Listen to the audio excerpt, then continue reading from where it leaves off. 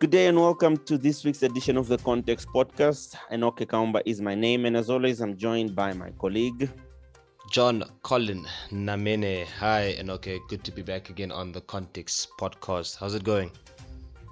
Going good. Good to have you, man. It's been a fantastic week, or should I say bombastic week? Is it bombastic? No, it has indeed, man. The nation was, I think, very fortunate to experience a day of just absolute bliss and happiness by amazing two teenagers that come from a place that you're familiar with, no? Yeah, man, that's why. I mean, I think I deserve to be more happier than, but I can't speak for that. Of course not. Yeah, it's very good, people coming from the region that I am from, and it's really good. And but then it's all about the country at all, because that No, region of course. And Yeah. I mean, it was exciting, and of course, without going into deep, we'll talk about this into the podcast. I'm just happy. How are you? How are you, man? No, I'm okay. I'm taking it easy, man. I take it day by day, I was actually quite happy as well with the girls' performances, the both of them actually, and all our other athletes that went to the Olympics. I think it's the first time in a very long time, especially considering COVID and all of that I saw the country just take so much weight off their shoulders and just smile and just be in a positive mood for at least 24 hours, if not more. I think that was really, really amazing. But yeah, we'll take a look at that and many other interesting stories when we dive further into the podcast. But to get into it right away, let's just take a look at what you can expect in today's edition. What we have achieved today Greatness. is legal precedent. It's political history and mileage. So, we look at the story of the Landless People's Movement, who won their Supreme Court appeal against a decision by National Assembly Speaker Peter Kashivivi to suspend them from Parliament. Okay, class, we are doing today reading. A special day at school. Can all of us start reading? All right, and also we look at the situation of face-to-face learning coming back this week. This story, in short, was a tribute to our warriors. They died fighting, they died saving lives, they died caring for others, and they died on the front line. Then there was a heartfelt story by Journalist of the Year Sonya Smith, who wrote about frontline workers that succumbed to COVID-19. Now, we did speak to her about the story of the healthcare workers who made the ultimate sacrifice and unfortunately perished on the COVID-19 frontline. So for us, we believe that this judgment was really important for free speech, and that's probably the most important aspect. In another somewhat positive story, especially for Enoke and I and all our colleagues and just the brand of the Namibian as a whole, this week the Namibian and its editor Tangeni Amupadhi won a Supreme Court appeal against a High Court judgment in which they were ordered to pay $100,000 to a Windhoek lawyer because of editorial commentary published way back in 2016. Quite interesting, but a W nonetheless. I'm really happy. This is not even a dream. I just came here for experience. I didn't expect to win the medal. I'm really happy. All right, yes, that one. She went there for experience, but then she united the whole nation. What a week it's been for Namibia. We look at the story that brought excitement to the nation. Christine Mboma winning silver at the Tokyo Olympic Games and sending the nation into frenzy. Alright, so let's start off with the LPM, Landless People's Movement. Now their leaders Bernardo Swartboy and Henry Sabeb have vowed to quote-unquote deal with Speaker of the National Assembly Peter Kashivivi when they return to Parliament in September. Now Swartboy and Sabeb this week won their appeal in the Supreme Court to have their judgment of the High Court to uphold a decision by Kashivivi to indefinitely suspend them from attending parliamentary sessions. Now this means that the two LPM leaders will be allowed to return to Parliament when it resumes early September. Quite interesting, Enoke. I I sort of heard, just chitter chatter on the streets that what Kashavivi did was somewhat very, very iron fist like, you know what I mean? And there's so many other words that I can use, but I don't want to use those words. I don't want to cast aspersions on Prof Kashavivi. But it just seemed that his decision was very, for lack of better words, one-sided. You understand? It just didn't seem to have the full spectrum or sort of an unbiased lean towards it. No, but I understand that he is well in his power to chase somebody in parliament if what the party or what the member of parliament is doing is against the rules of parliament. I think he has that right. But when you look at it, even in South Africa, if you can relate to South Africa, there's no the speaker does not have the right to suspend or chase a member of parliament out of parliament, because the tricky part is that the person who has the right to chase them out or indefinitely or suspend them for a specific time is the voters. So it's a bit of a tricky situation. Yeah, it's a catch-22. Okay, I understand that. Yeah, like I said, he's well within his full rights to suspend members of parliament, to chase them out, to sort of discipline them, right? But it just comes off very funny when it looks biased, obviously on face value. I'm taking it from face value now. I really don't know the intricate details. Obviously you'll need to read the story for that, but on face value it looks quite biased. Yeah, this was an interesting, very, very interesting story, because then we saw Bernardo Swartboy also coming in saying that no, they are going to make life difficult for Kashavivi and all of that when they resume.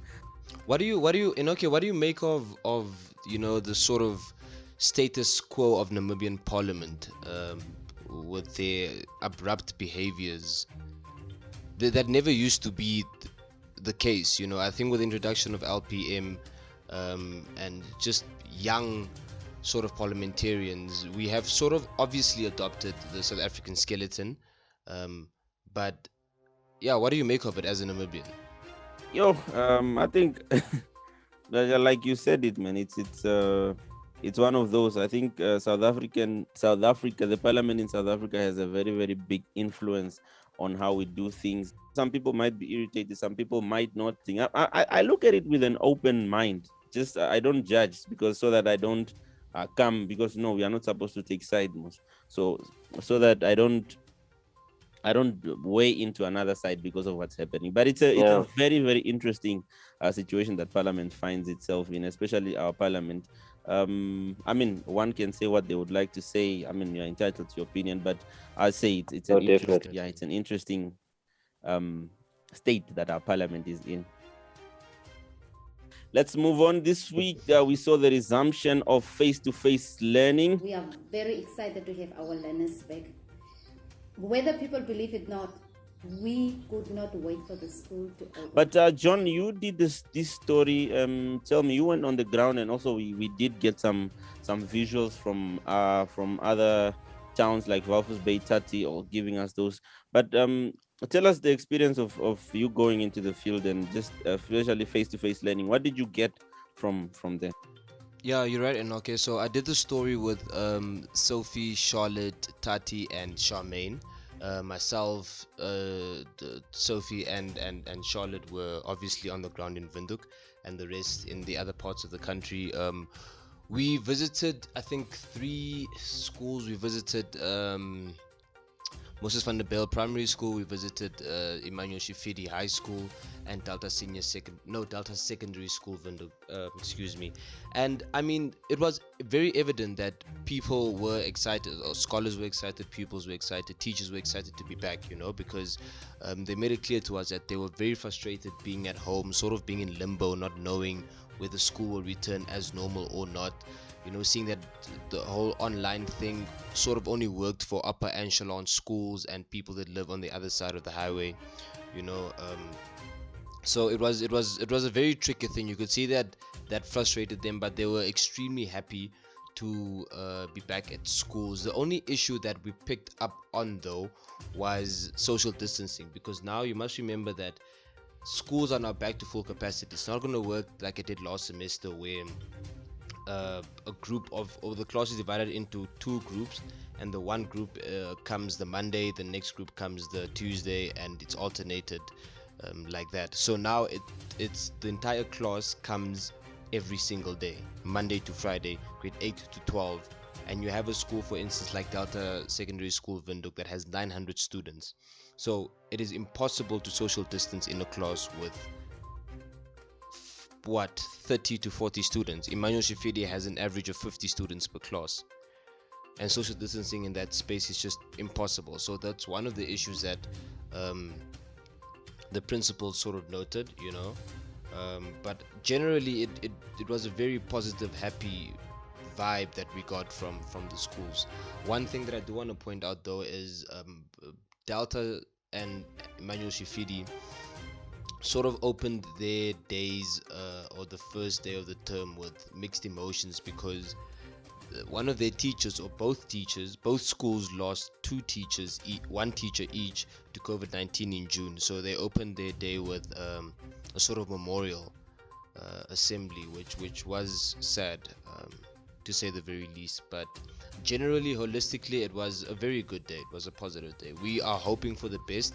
I do think some schools will be challenged in terms of finishing the syllabus and the curriculum before the year ends, but I trust most schools and teachers and pupils to be motivated enough to finish the curriculum before the year ends.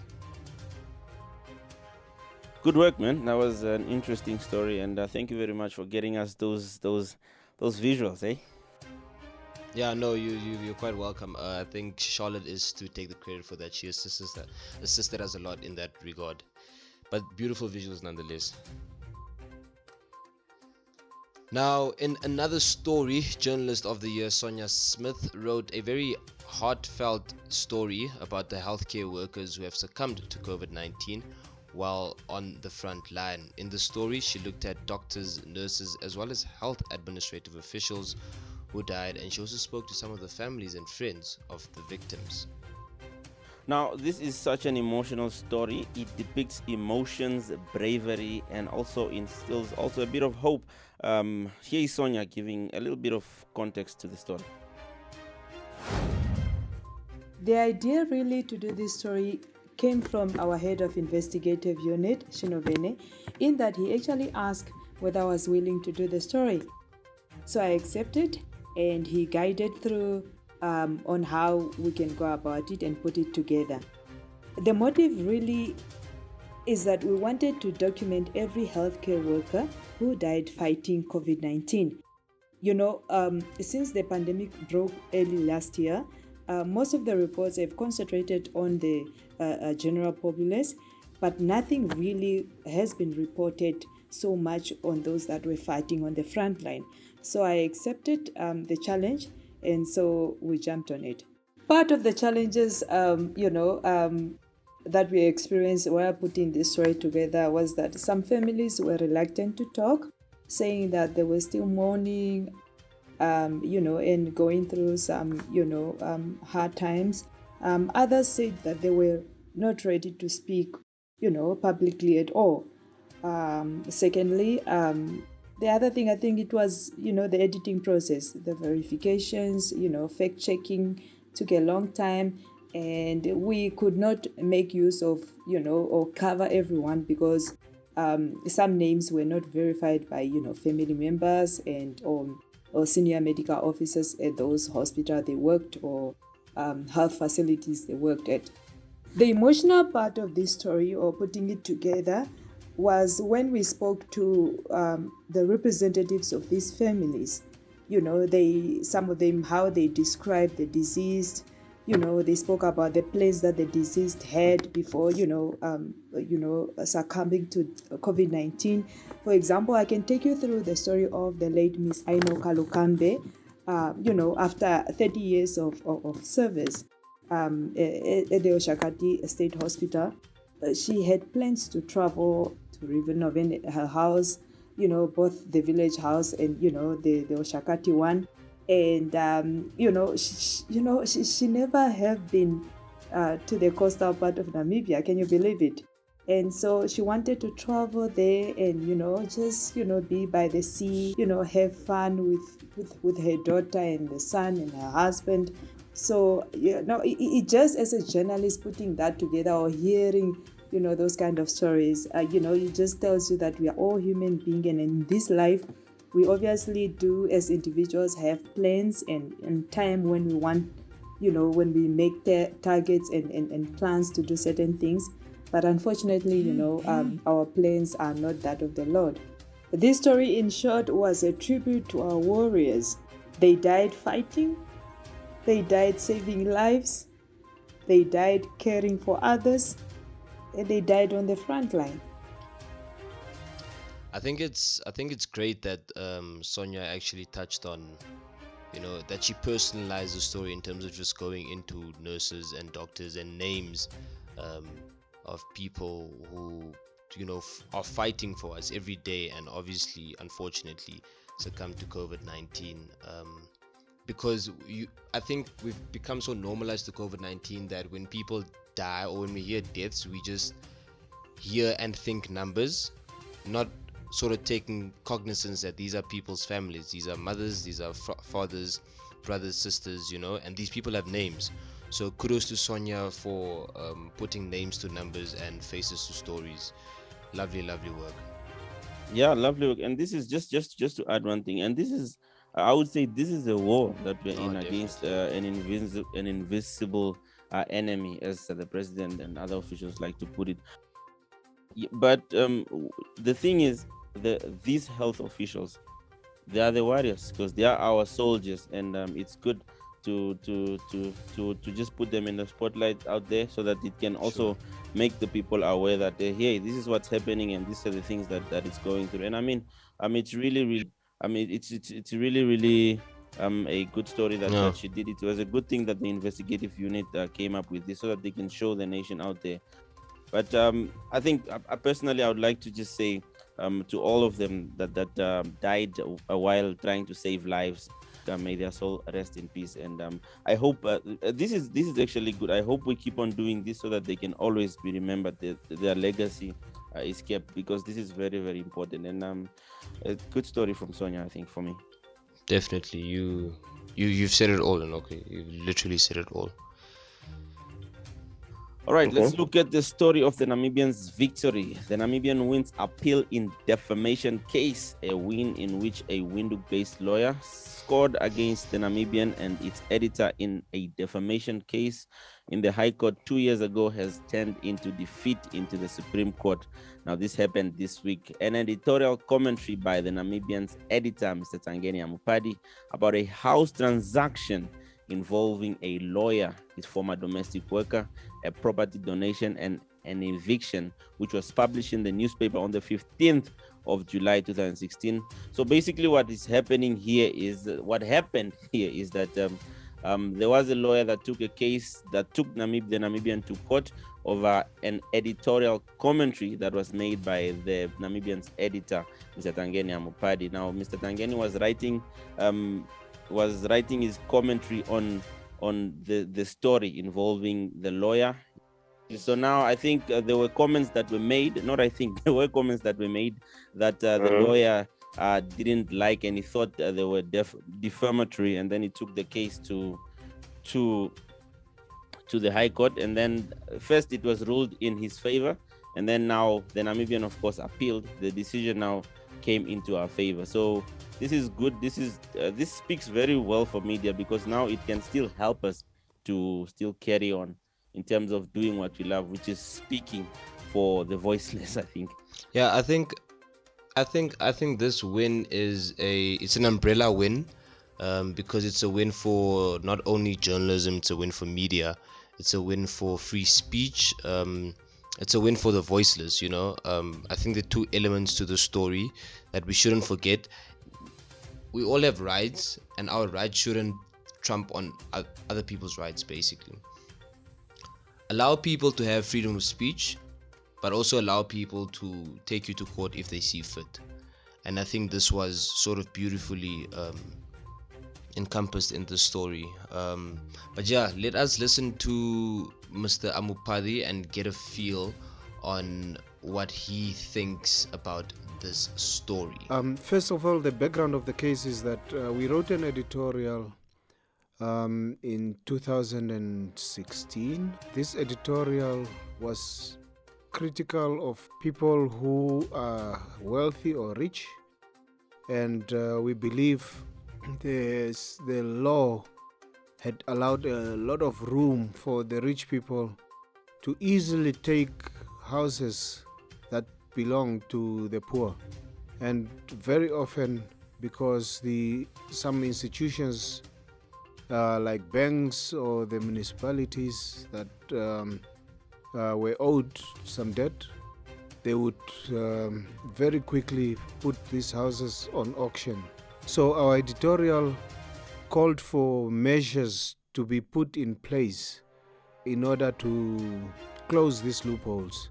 In that editorial, we then used 3 or so examples of, for instance, in Marintal, a family of Dukeleni had lost a house because they owed a butchery something like $1,800, and they lost their entire house because of that, and because the law seemingly had made it easy and quick for houses to be attached for punitive amounts.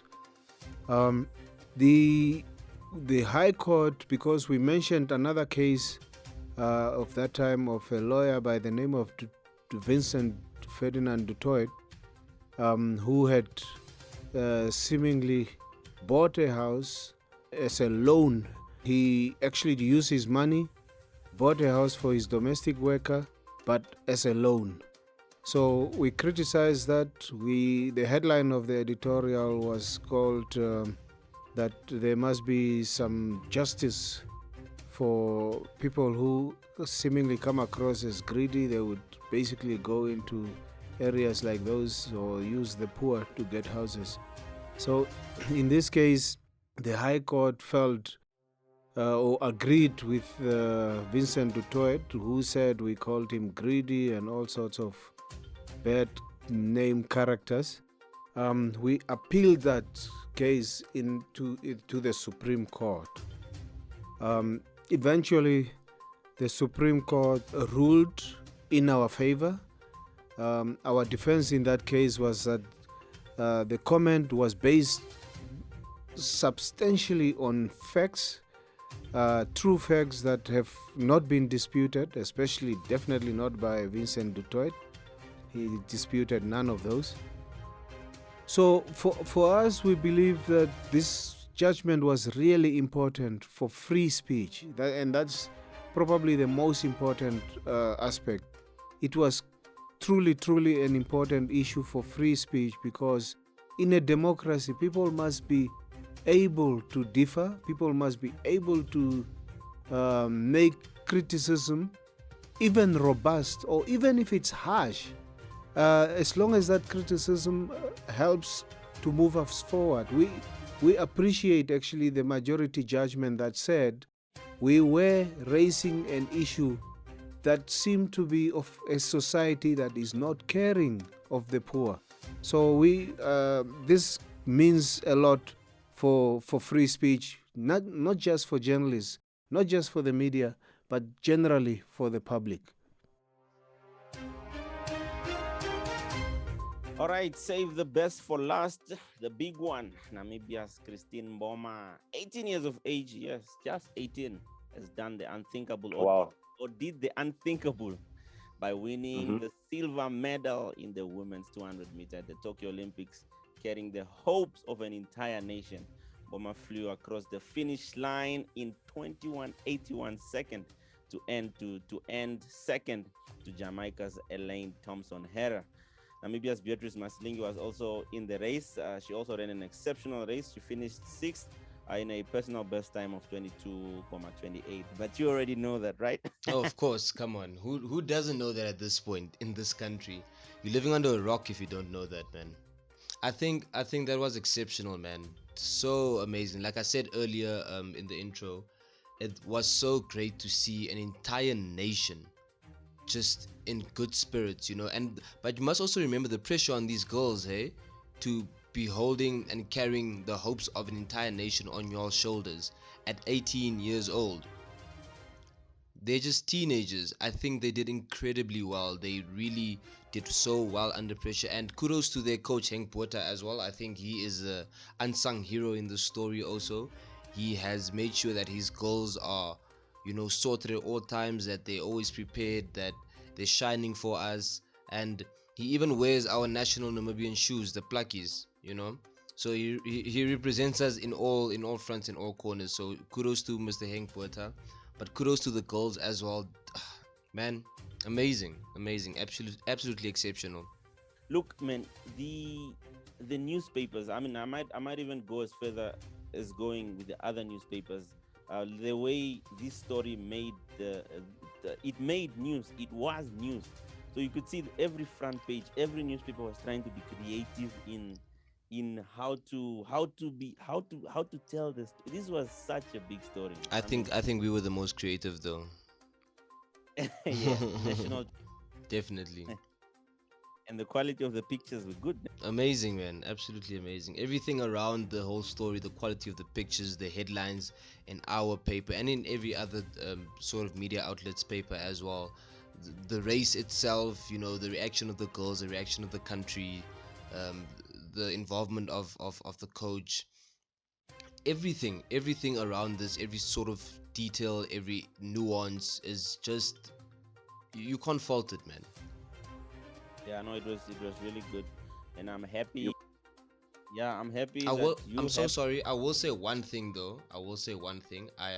I'm extremely disappointed in you know, the sort of Olympic committee for not allowing our girls to do the 400 meters, because yes, I think if we did that, we definitely would have gone first. We would have gone gold, definitely.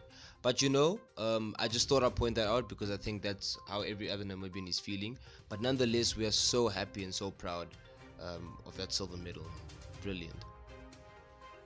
Yeah, man, it's been a great week, and I think that's we leave it there, man. Thank you very much for listening. And for me, Enoke, we leave you with sound bites of reactions towards Mboma running for that silver. The Namibian's newsroom was really watching. I was also in. John-Colin was in. Mr. Tangeni was also in. So we leave you with sound bites of that moment, and as well as others that were sent to us by our readers. Thank you very much. It's been a pleasure.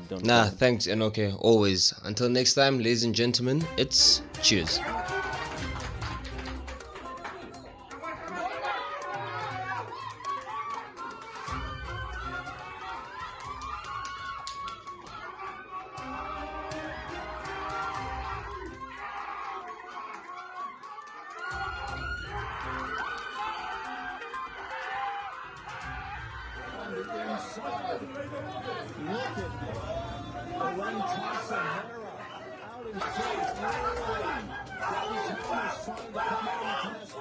Between